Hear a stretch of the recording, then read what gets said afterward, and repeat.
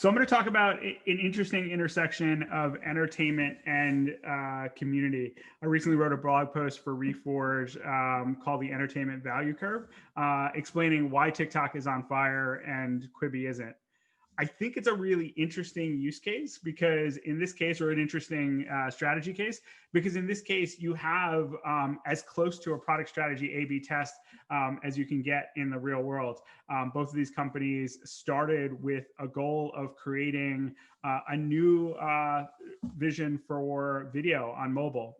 And ultimately that vision for video was around the idea that mobile as a smaller device, as a more intimate device, the video on mobile needed to be snackable. And in one case, we've seen massive industry changing success. And in another case, we haven't seen that. So why was that the case? What are some of the underlying factors that caused one model to be so successful and a different model to not work as well as anticipated, especially given how much money and talent and energy has gone into Quibi? So at the face of it, Quibi seems like the perfect formula. You have Jeffrey Katzenberg on one side, you have Meg Whitman on the other side. It's a marriage of tech and entertainment, unlike what we've seen before. And really the idea was to take Hollywood level quality production and build it into a snackable package. Quibi actually stands for quick bites. And so the thinking was that there was a lot of video on mobile. There's a lot of amateurs creating video on mobile. It was time to let the big boys do the work and get really great Hollywood quality content onto mobile. And as a result, change the shape of video on mobile and invent a new format in the process. But one of the things that was really important is that Quibi missed an important point. Snackable video is fun, not because it's quick, not because it fits onto a small screen. Snacks are fun because they're shareable. And so a defining feature of mobile isn't the fact that you have a small screen. It's not the fact that you can turn from vertical to horizontal. It's really the fact that people have with them an intimate device that has persistent connectivity. And what's changed is that Hollywood has mastered this kind of classic formula for entertainment creation. The idea was you get the best quality screenwriters and actors, and you create a story that has really high production value and really high entertainment value by taking the best in the world and using that talent to tell a story. That way of building entertainment worked in a version of the world where screens weren't interactive and connected. But on mobile, that equation has changed. Entertainment value is no longer just a product of production value. It's a product of both production value and social value. And so production value is similar to what it's always been. It's an objective measure of the quality of the content. And when you have better content, ideally it will do better. Social value adds a completely new axis to that equation. It's determined by the level of connection that a person has with the person who shared the content with them or the person that created the content. So in the past, production value was the key thing that drove interest in entertainment. All things being equal, higher production value content would do better than lower production value content. But all things aren't equal anymore. And one of the things that's changed that's really important is that people enjoy content differently today based on who is creating it and sharing it. And as a result, you have this interesting continuum, which we're calling the entertainment value curve, where different products, different companies can strike different points of balance on this production value and social value curve. On one side, you have Snapchat and your friend's baby face or your friend's gender switching lens or dog face is not going to win any Emmys, but it will make you laugh. And it will make you laugh because you have a very deep connection with the person who's creating the content. On the other side, you have Netflix, and Netflix is following a formula that's very similar to Hollywood. They've invested a significant amount of energy and talent into delivering content that is the best that you can find in a streaming platform. They haven't done a lot to productize social interaction in the product, but they do get some social interaction just by virtue of the fact that the content is so good that people want to talk about it. And so you have these two ends, one where on Snapchat, you've got lower production quality content that has higher social value. And on the other hand, you have Netflix, which has higher production quality content, and where there's less connection with the content, but where it's interesting enough that you're willing to share it with your friends. And this idea of a continuum, it's really the minimum amount of production value and social value that you need to have in order to be in this zone where you have product market fit. If you're less than that, you get into a zone where you don't have product market fit, which is where Quibi is today. And I'll talk about some of the reasons why that is. There can also be some content that's not created equal, some content that does great from a production value standpoint. It does great from a social value standpoint. Everyone talks about it. Tiger King is a recent example of that. There's other examples as well. Recently with TikTok, it's this dog face example of the person on the skateboard drinking cranberry juice. Just everyone is talking about it. Everyone loves it. Everyone finds it really interesting. And so, ultimately the goal of these platforms is to strike kind of an average place within the spectrum of social value and production value, but also know that some content is going to punch above its weight and do even better. And as a result, exist in a space above this curve. So what happened with Quibi exactly? Why did it not attain a place on this curve and ultimately achieve product market fit? The reason is that Quibi added constraints that actually impacted its ability to deliver great production value content. They added format, length, and viewing constraints, which ultimately meant that the shows on Quibi, from a pure production value standpoint, are not as high quality as the shows on Netflix. In addition, they didn't counterbalance that with the community, with the social aspects that are really necessary to get mobile entertainment to work really well on a device that's with people all the time and that's highly connected. And so the product experience in Quibi is very much a solitary experience. You have very few signs of life anywhere within the product, very few signals that other people may be watching or talking about or enjoying a piece of content that you are watching within Quibi. In addition, they really hamstring their ability for people to share outside of the Quibi ecosystem. They initially prohibited the ability to take screenshots. And so any sort of virality that they might have had around interesting content that people wanted to talk about, they added a bunch of friction.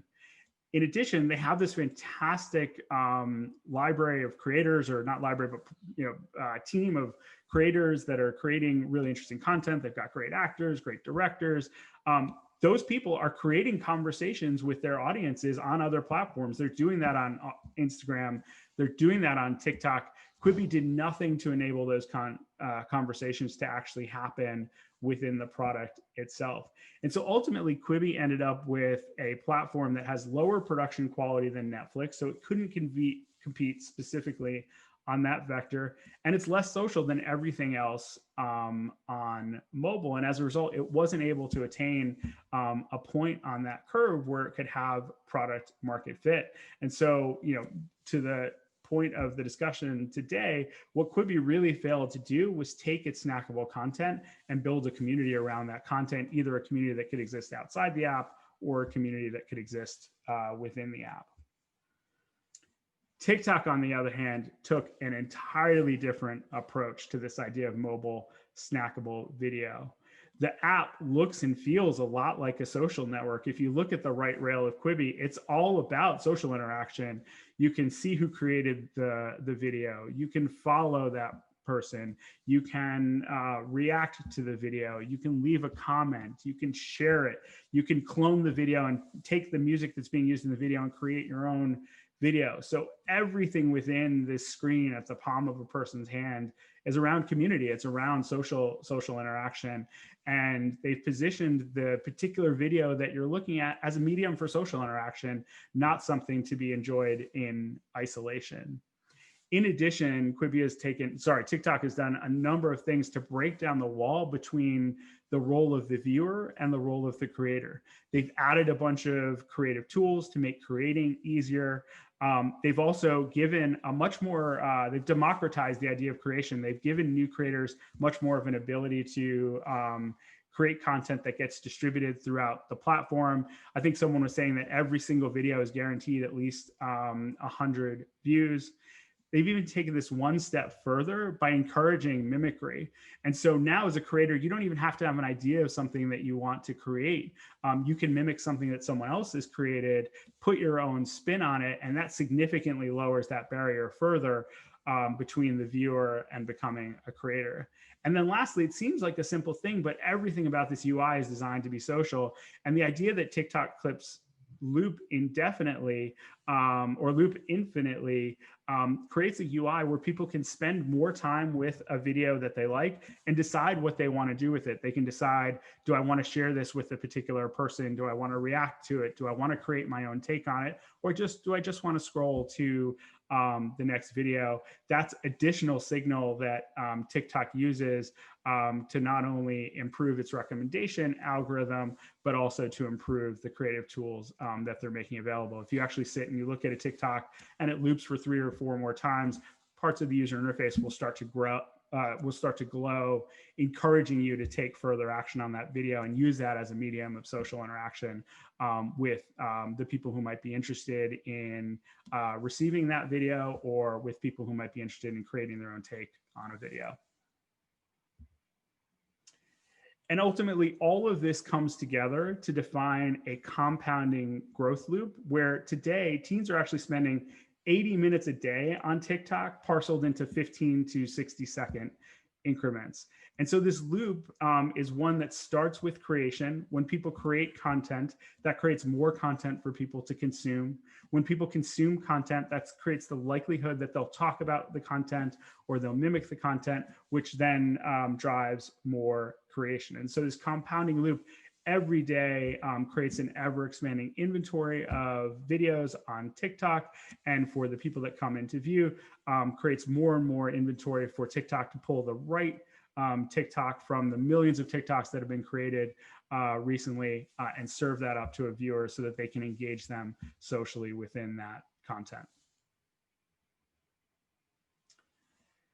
And that's in stark contrast to the product that exists today for Quibi. One of the things that I concluded with in this article was a set of questions about what Quibi could do. Quibi has more talent, more capital than a lot of companies within the tech space. I don't think that their future is completely written, although it's getting to be more and more clear. As product leaders, there are very specific things that we could start to think about to reimagine Quibi. One of the things could be, how do you make content more shareable? Another thing might be, how do you make the app feel more alive? And I think one of the most important things is, how do you take that A-list community that Quibi has built of Hollywood level talent and spark a conversation between that community and the people that might get enjoyment from the content that they produce?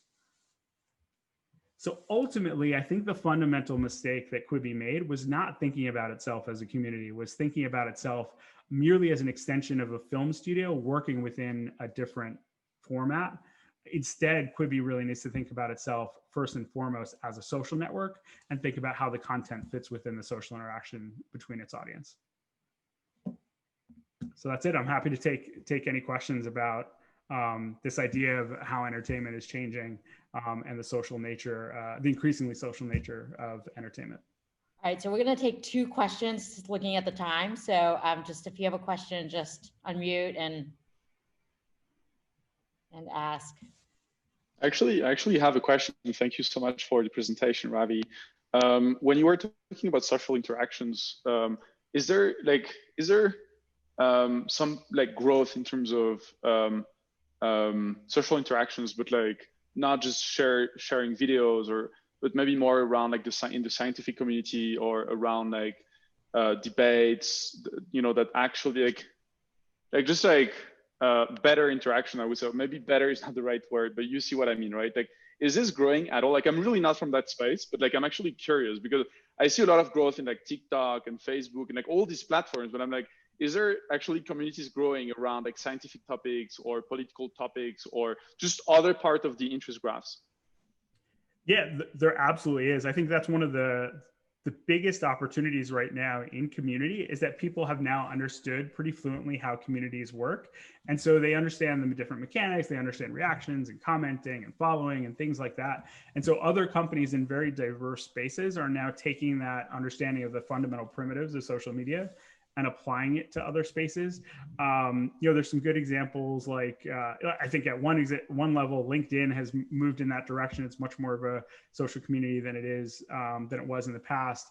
There's another startup called Chloro, which is trying to create more of a community around people that are doing research within FDA trials. There's communities that exist around data science and machine learning and how to collaborate around that. There's communities that exist in the political field as well. I still think we're at the early stages of that, and that will continue to grow. But one of the things I'm most excited about is, given that people now understand these primitives of social media and community, there are definitely opportunities to reshape, not just these more entertainment-oriented use cases, but reshape some of the more serious use cases as well. Okay, interesting. Thank you. All right, one more question. Ravi, I have a quick question for you. Do you imagine any potential downsides to an app that might exist on the other side of the social sharing spectrum from a Netflix or a Quibi, meaning one that is entirely open without any limitations? Can you imagine any potential pitfalls there?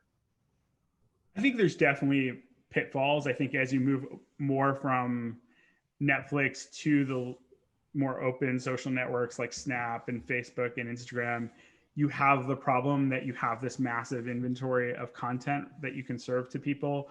And it's not clear whether or not that content's always trustworthy. It's not clear if you continuously serve content to people that they engage with, whether or not you'll create filter bubbles. I think those are problems that Facebook is working through today. Twitter's working through.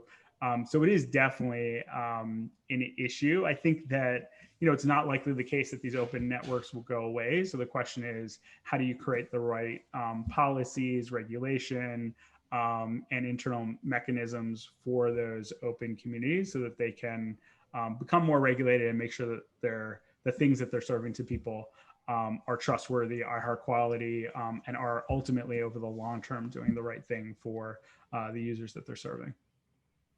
Makes sense. Thanks. Jessica, go ahead and ask your question. I know you and Nate would kind of tied in terms of who beat who to the punch. So no problem. I think it was actually somewhat related. Thank you so much, Ravi, for this really cool analysis. What are your thoughts on why Netflix has not gone down the social route, given they have, I'm sure, like teams of people who thought about this? Is it basically what you just mentioned about then needing to filter and having this vast amount of content, or is it about branding? Like, what do you think are the reasons? So I'm not sure specifically. My hunch is that it has to do with like what you're using the content for. So in Netflix's case, you're using it to lean back, to be entertained.